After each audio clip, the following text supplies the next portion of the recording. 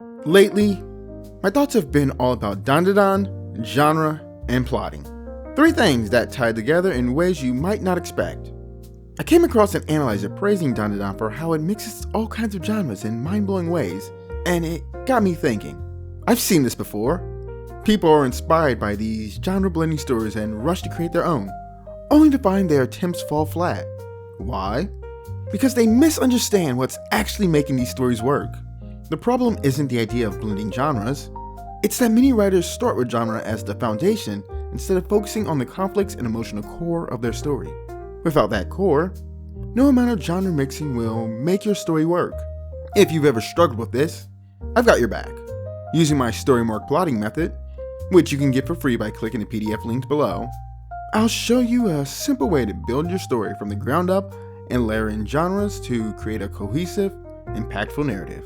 But before we get to the method itself, let's talk about what genre really is, and more importantly, what it isn't. Genre isn't the beating heart of storytelling. It's the lens that frames how your story is expressed. What drives a story is its emotional core, conflicts, and thematic depth. Focusing too much on genre risks mistaking the outcome, a sci-fi romance adventure, for instance, for the cause, which is a well-constructed narrative beneath it. This is where less experienced writers often falter. They see the genre mix in successful stories and think, I'll combine fantasy, mystery, and horror, and it will automatically be amazing. But genre alone doesn't create depth or complexity. Without a strong foundation, that approach often leads to stories that feel unfocused or overstuffed. Take Dandadan, for instance. You might look at it and think it works because it's a sci-fi, horror, romance, and comedy all at once. But that's a shallow takeaway. Stories like this succeed because they're deeply rooted in a strong narrative core. They know exactly what they're about. Every genre element serves the emotional journey or central conflict, adding layers that enhance the story rather than distract from it. Writers who try to emulate the surface level genre mix without understanding the deep mechanics often end up creating patchwork stories that lack focus or cohesion. This brings us to another common pitfall: genre overload. Stories don't succeed because they belong to many genres. They succeed because they deliver a specific emotional experience. Dandadan isn't just a collection of genres. It's a story about connection, wonder, and survival. The genres it uses, sci-fi, horror, romance, comedy, enhance those core themes, not distract from them. When writers overload their stories with genre elements, trying to appeal to everyone, they often dilute the story's emotional anchor. Instead of delivering one meaningful experience, the story tries to do too much and ends up appealing to no one. Here's the thing. Every genre is a tool for exploring universal storytelling problems. Mystery, for example, taps into the human need for answers. Romance explores love and vulnerability. Horror delves into fear and survival instinct. These are the problems that make stories resonate, and genre is simply a way of framing them. But treating genre as the story's identity, rather than as a lens, leads to shallow storytelling. Writers might think, if I add a heist element, my story will be thrilling, without asking, how does the heist complicate my character's conflict or raise emotional stakes? That's why focusing too much on genre can lead to stories that look polished on the outside but feel hollow at their core. And then there's the myth of complexity. Writers often assume that blending genres automatically makes a story sophisticated. They see multi-genre works and think that the mix alone is what creates depth. But true complexity doesn't come from how many genres you include. It comes from how deeply your story is rooted in its emotional and thematic core. Some of the most impactful stories are deceptively simple at heart, with every genre element serving a single purpose. Adding more genres doesn't inherently make a story more intricate. It often just makes it more convoluted. If you've ever been inspired by a story with tons of genres, take a moment to step back. Instead of asking, what genres should I combine? Ask, what is the emotional experience I want to create? How do each genre element enhance that experience? Successful storytelling starts with understanding the core principles, the conflicts, themes, and emotional resonance that drives your story. Genre shapes how your story is delivered, but it's not the foundation. That's why my Story Marc Plotting Method starts by identifying your core conflicts and emotional anchors, your foundation. From here, I'll show you how to use it, starting with two essential concepts: the primary conflict and the subordinate conflict. Now, at the heart of every story is conflict. is what drives the narrative forward and keeps the audience invested. But not all conflicts are created equal. Some define the story, while others add depth and complexity. That's where the concepts of primary conflict and subordinate conflicts come in. The primary conflict is the central struggle that defines your story. It is the driving force behind the plot, the heart of the narrative, and the conflict your protagonist must resolve by the end. Everything in your story, directly or indirectly, ties back to this conflict. For example, in Dandadan, the primary conflict is romantic entanglement. At its core, the story revolves around the evolving relationship between Momo and Okarun.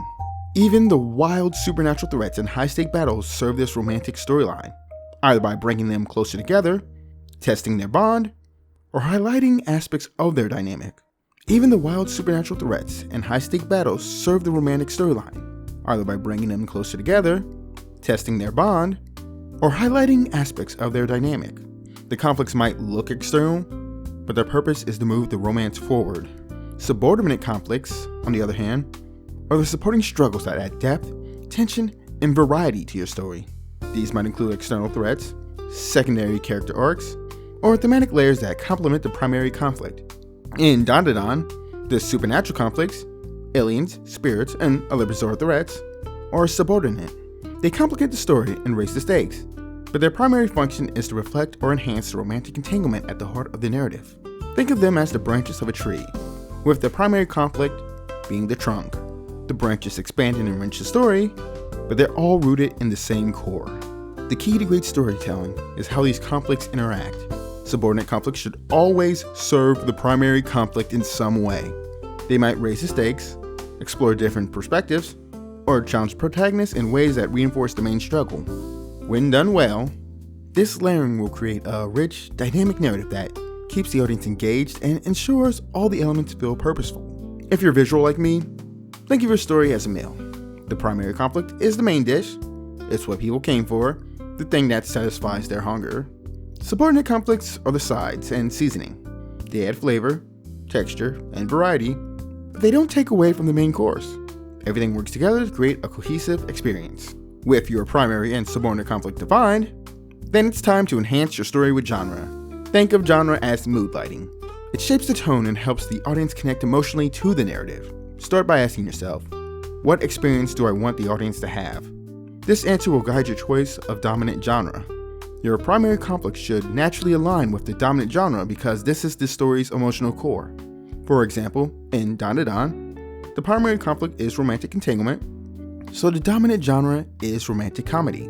Everything about the tone, pacing, and emotional beats is shaped to enhance the romance between Momo and Okarun. The secondary genres, sci-fi, horror, and action, come into play through subordinate conflicts, like battling supernatural threats.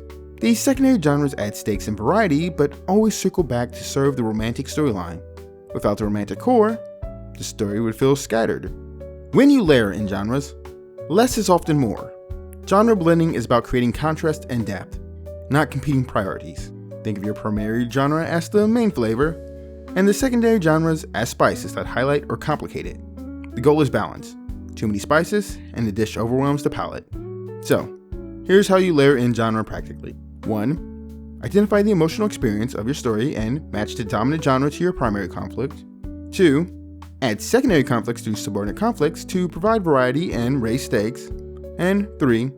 Ensure all genres complement the story's core. Nothing should compete or distract. If you've enjoyed this video, don't forget to like